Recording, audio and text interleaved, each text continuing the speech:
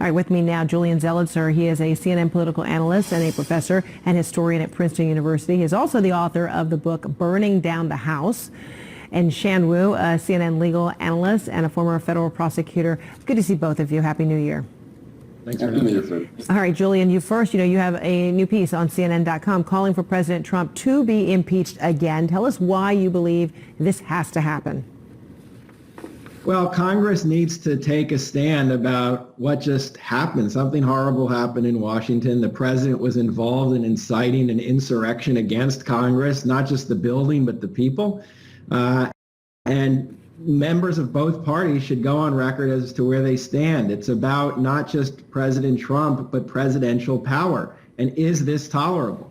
And so I think there's a strong case to be made to use this power to go on record that this went beyond the pale. Mm-hmm. And then Shan, House Democrats do have a draft of a new impeachment resolution, this article against President Donald Trump with one article of impeachment, incitement of insurrection.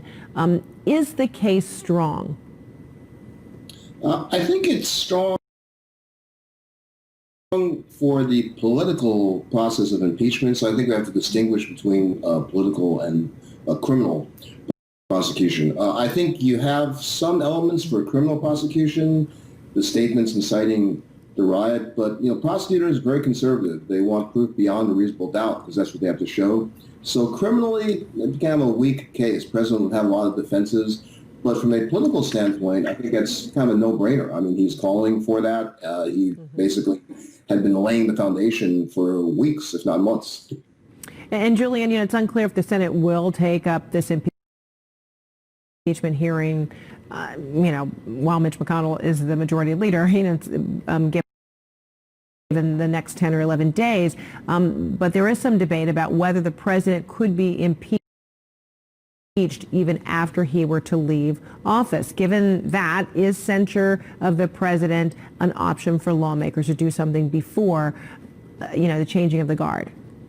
It is. I mean, there is the option of censure. There are many experts who say that the proceedings can go forward even after he's out of office.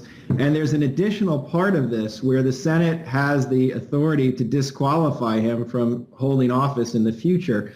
And I think that's another part of the debate that's happening right now. But it could be that in the end, censure is where they go. But many will feel that's not strong enough after watching the House of Congress be invaded by a mob, and that wouldn't be sufficient.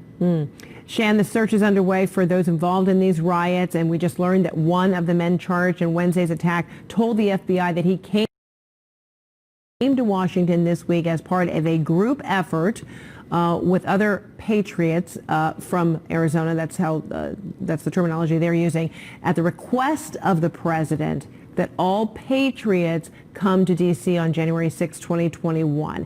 That's according to a narrative from investigators in this court record. So, this kind of voluntary disclosure to the FBI is very strong wording in these court filings yet, really underscoring a coordination between the followers of the president and the president. So what does that mean as it pertains to charges going forward?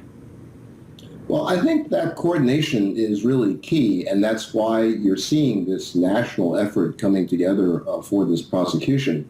I think something else that's important is to understand that the U.S. Attorney's Office in D.C., in my old office, commonly works with the local police because they have jurisdiction for local, federal, as well as street crimes. So an aspect of this would normally be prosecuted as a regular D.C. crime, but here it's appropriate it's done as a federal crime.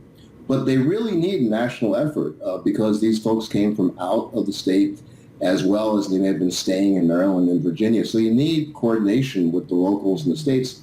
But an even more important part of that is if you can bring separate state charges, that may immunize these prosecutions for a possible federal pardon by President Trump. So there's many reasons to do this. This was not a normal crime. I mean, this was an attack on the heart of our democracy, heart of our processes, and 5 citizens died.